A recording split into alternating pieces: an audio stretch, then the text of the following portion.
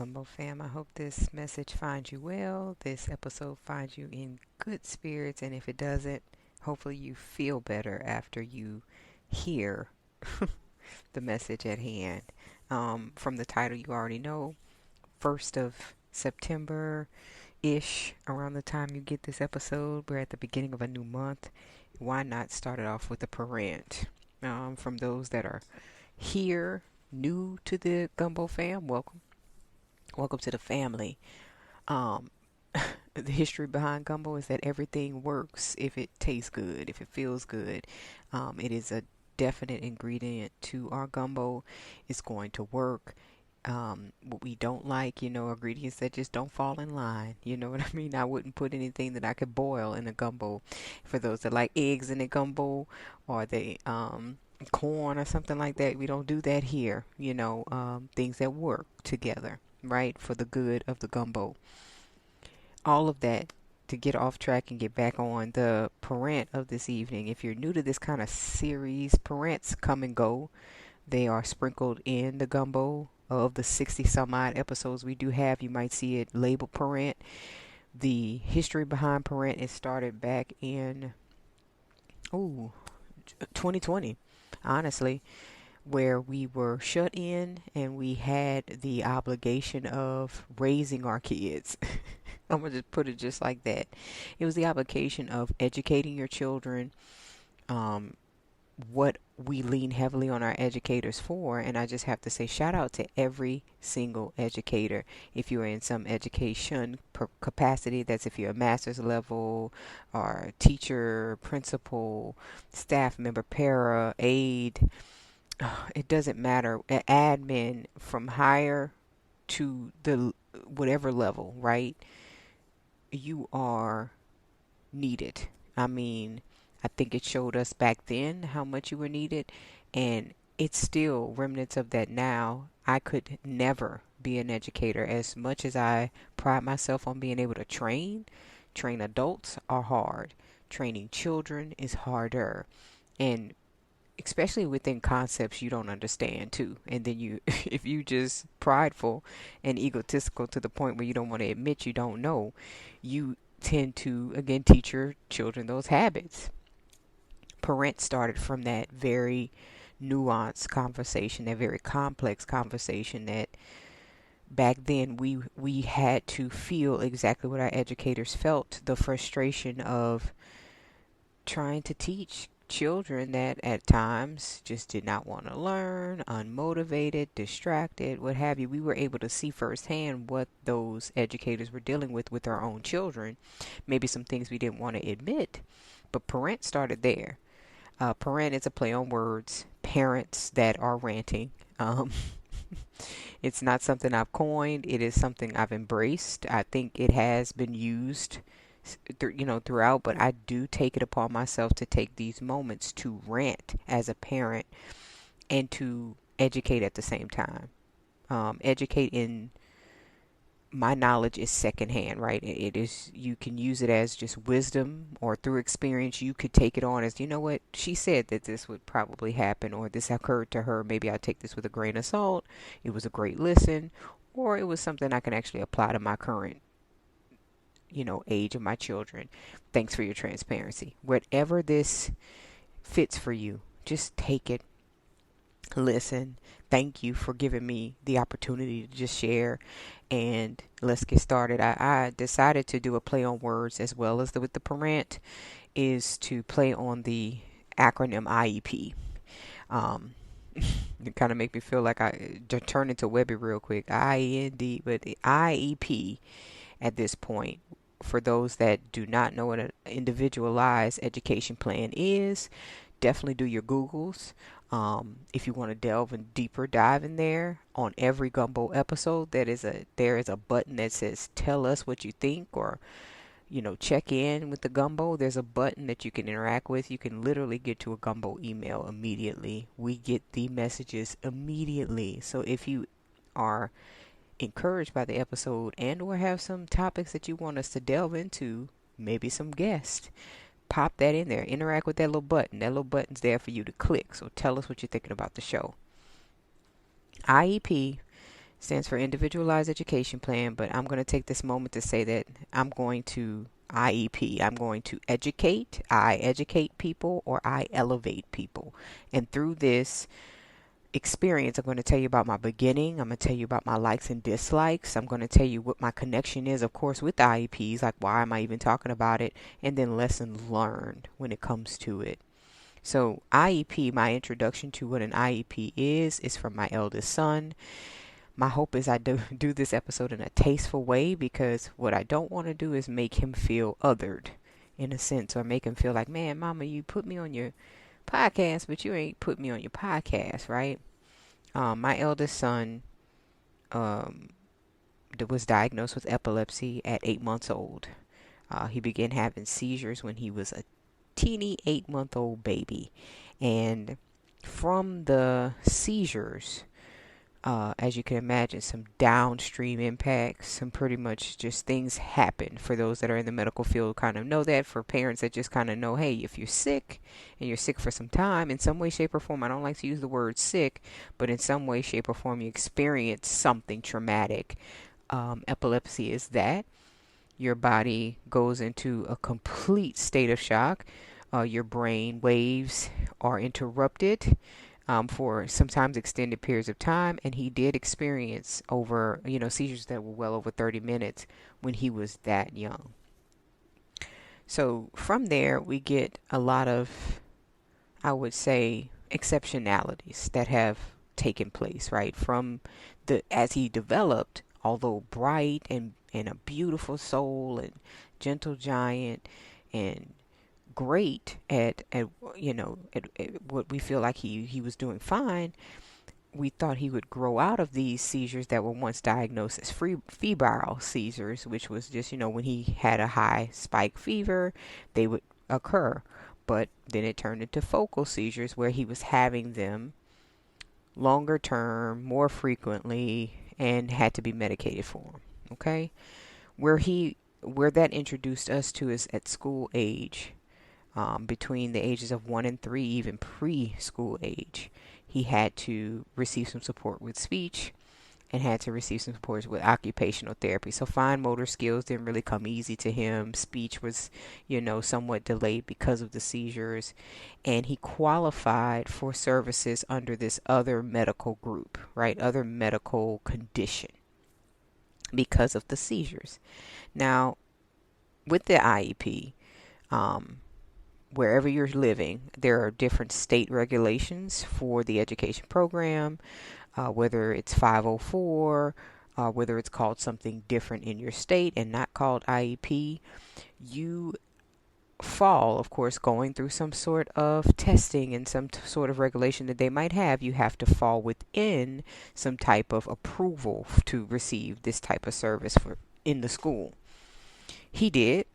And from then, we started these whole meetings. You have to have these meetings. Now, some people call them SBLCs, or Student Building Learning Committees, where yourself as the parent, you have to be the advocate, and your child is at times present. But they really don't do much. I mean, they're just there because you're young. They can't advocate for themselves, but you're the parent, and the expectation is that you're able to speak on their behalf. You're able to tell them history about what's going on, but also you're there to develop goals for your child. Okay? Goals that are tangible. What's that mean, Sagan? Well, to be honest, if your child is at 5 and he or she may need more time because you have worked with your child, you realize that certain multi-stepped, you might have told your child, hey, go get your boots, go get your jacket, and go get your shirt, and they only come back with the shirt, right? And you realize that multi-step directions are difficult for my child. He or she may need more support in that. They might need it broken down. So that time, maybe 30 minutes more time to whatever task that they're doing, might require some type of visionary, or let me say, something that tangible that they can see. So maybe like a board, like a charting board, like he or she may have a checklist that they can physically have on their desk to say, I got my shirt, I got my shoes. And this is just, again, throwing out an example that is super, super easy, right? It's just kind of simple in the fact that I'm giving this comparison about task, but it could be task oriented related to school. Okay, and so that list helps them see visually. I see what I need to do. I've checked off what I need to do. I can process what needs to be done and comprehend and then execute it, do it. Some children need that support. When you're at the beginning stage, and this is just my story, I'm not going to speak to every parent because I don't know everyone's story. You might have come out the gate just with like, I know this because I work the education system and what have you. But if you're like me, you didn't have that exposure. This is, again, my eldest child, so this is my first encounter with any of this. It wasn't a cute beginning because I felt very unsupported when I would go to some of these meetings because they would use certain jargon. Of course, in the education system, there are certain things, certain clauses, verbiage. I don't care what level of education you have. It's just I don't have the exposure to it. And at times I felt like they were talking over my head on purpose, right? I came in there with a certain demeanor thinking like, man, I'm smart enough. I can depict what's going on. But again, I didn't. I felt like um, I got bombarded with a lot of things and pushed a little bit to say yes because, oh, mama, you don't have to worry about that. Go ahead and sign this, go sign that, sign that. And I didn't really advocate. So at the beginning, this was not avocation, right? The likes and dislikes of an IEP, I love what it stands for.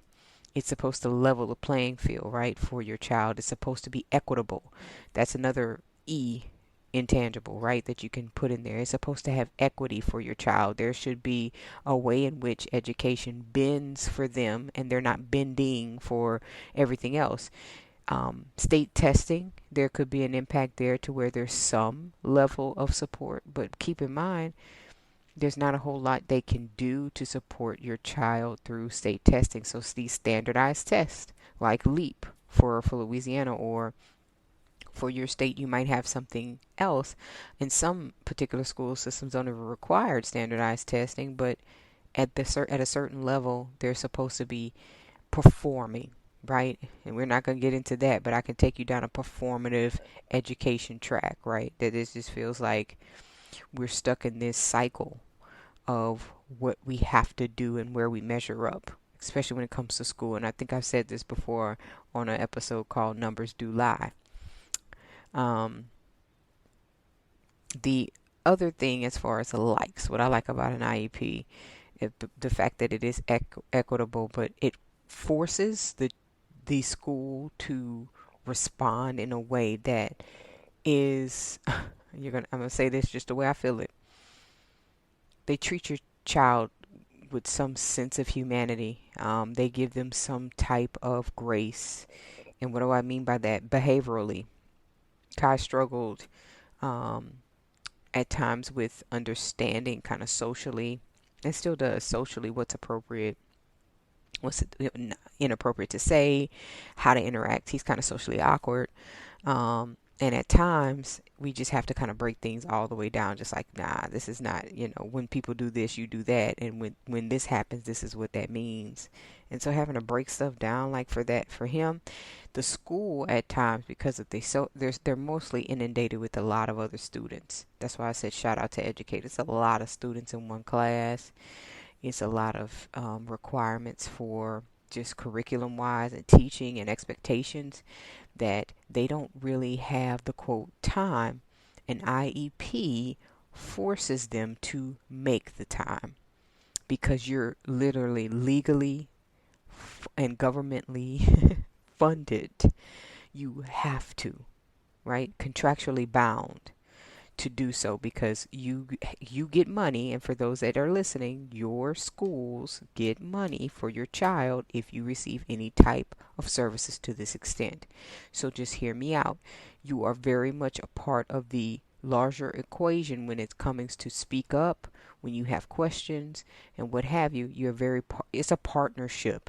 You're a part of that contractual obligation to your child, and yes, you have to advocate in such a way that makes sense. So we'll get to that in lesson learns. What I don't like, dislikes, is that there's still stigma, so much stigma attached to IEP. As a matter of fact, there's stigma still in the school that, I mean, if your child receives an IEP, there's not a whole lot of discretion. I'll say this, I feel like schools have lost, or don't have rather, because I don't remember a time, even when I was in school, that there was a whole lot of integrity and confidentiality when it comes to teachers and how the banter that they have, and the staff lounge talk. I'm just talking like that, the shop talk, right?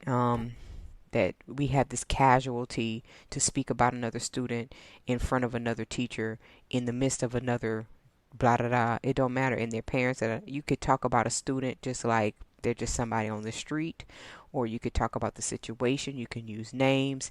Whereas for me, clinically, when I lean back on what's ethical, there isn't a whole lot of ethics in school. And somebody gonna have to come jump on my back. And if you jump on mine, you're gonna have to jump on your mall too. Because at the end of the day, I have seen, I have witnessed, I have walked in, I have interned at schools. I know the culture of gossip when it comes to schoolhouse rock. I couldn't even think of nothing else to say. When it comes to the schoolhouse culture, the culture of school does not have consideration for the child. As a matter of fact, at times I feel like the schoolhouse would much rather the fun of making fun of students. And yes, there is a very, very, very deeply rooted stigma to not only IEP, but special education services. Your child could appear to be a certain way. They don't have to, like education doesn't have a look, right? Whereas visibly you can see someone's ailment and just be like, oh, well, something's, quote, wrong with them. That's not right, number one. And number two, if I don't see your flaws, right, it's silent, you just have something going on, I should still be sensitive to that there's not.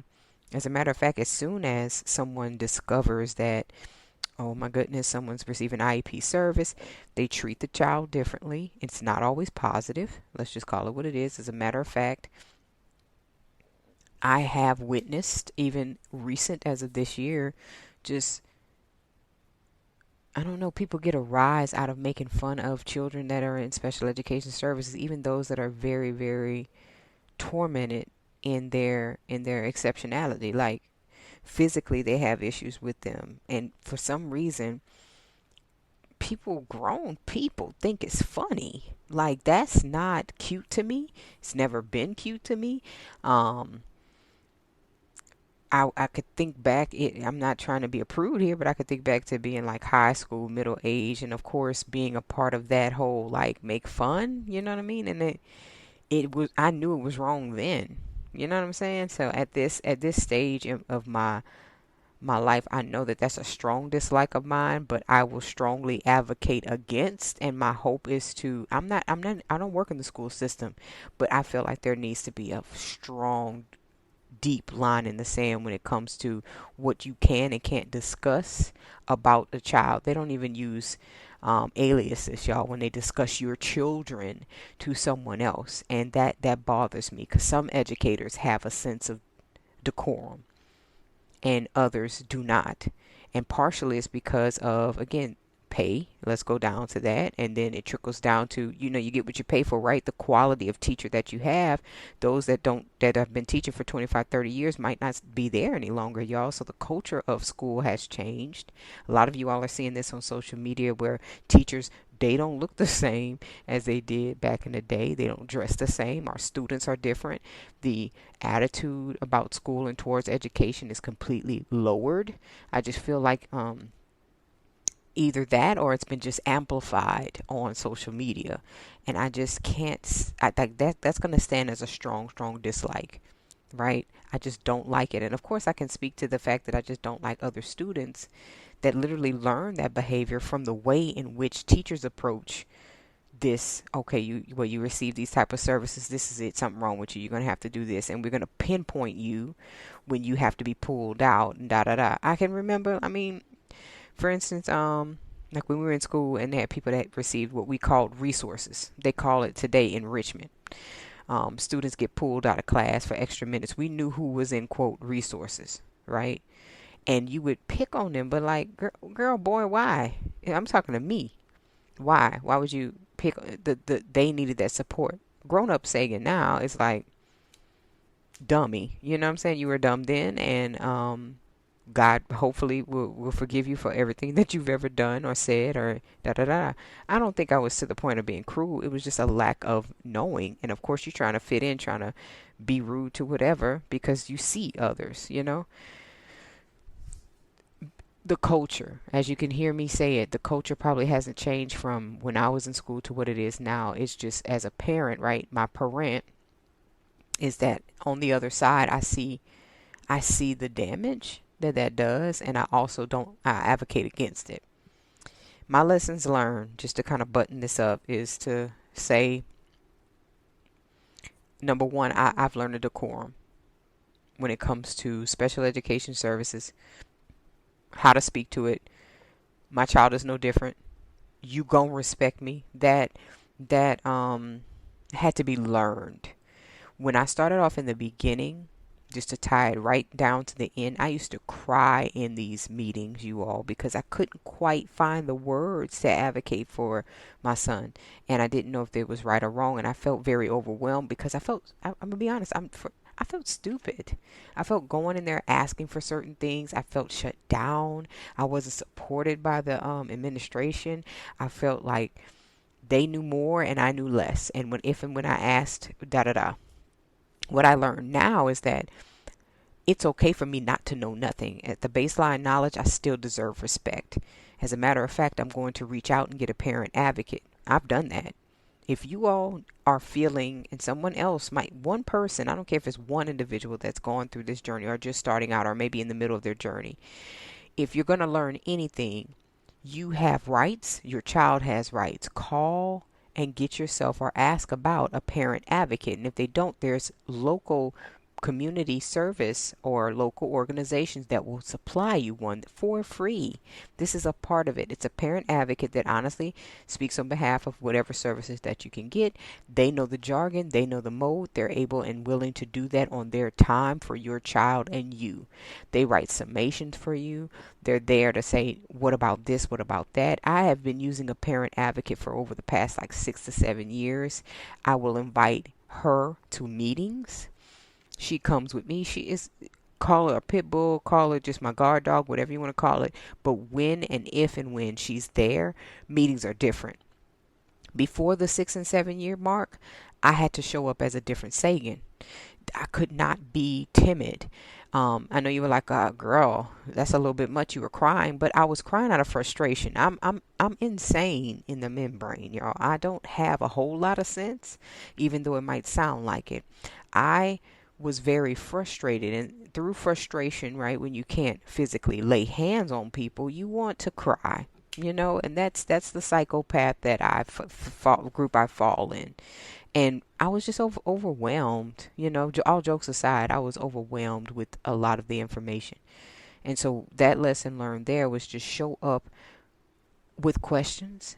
You're not going to get anywhere. Even Jeff Bezos has said this. You don't get anywhere without asking. He's never been told no when he asks a question. No one's going to be like, oh, no, you can't have that information. I'm going to ask and then ask again and then ask somebody else. Oh, you don't know? Oh, okay, who does? Those things made me feel empowered because when you were if they were talking at me, people, y'all, I immediately was like, what's that? What's that mean? I had a binder. I had a journal. I had a pen. I was ready for these meetings. Another lesson learned that I want you to know this, I've learned this from the beginning. And even if you didn't do this when your baby was born, I need y'all to approach this as if you're a parent advocate or a social worker yourself. Create a binder for your child. It doesn't have to be a 3-inch ring binder like Sagan, but it can be a 1.5, 2. where you save all of the documents. You have all of the important things that you need immediately on hand. So when you have these meetings, so when you have certain things to ask, they're right there. You're recording conversations, not necessarily physically recording. What I'm saying is writing it down, jotting who you're talking to, who said what did the, sending emails. Those are the big things about paper trail. Administrators have to do this. I'm going to full circle this. You all, they get paid stipends, they get paid money for X amount of students receiving benefits and services. This is one of them.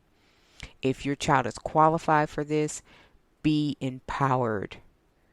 Ask your questions for them, not for you. And you'll feel empowered after it, of course, after your child is getting what they need. What I will tell you, y'all, I'm going to do more PaRANTs for sure, but this one right here stood out to me. If you've gotten this far in the conversation, kudos to you, because I was not okay with putting this episode out. I'm going to close by saying shame and doubt kept me from putting an episode out. The reason being is because ego told me that something I did during conception and birth of my child gave him this ailment. He has epilepsy because of me. It is my fault he's on an IEP. Shame ran my life. And once I realized, like, girl, you ain't even top, like, this is not top priority. Cross that other bridge when you get there. Once you get off of your high horse and realize the story has and always will be about that child, you are fine. I can virtually hug you, love on you. I thank y'all for listening, and we'll have more to come, but until next time.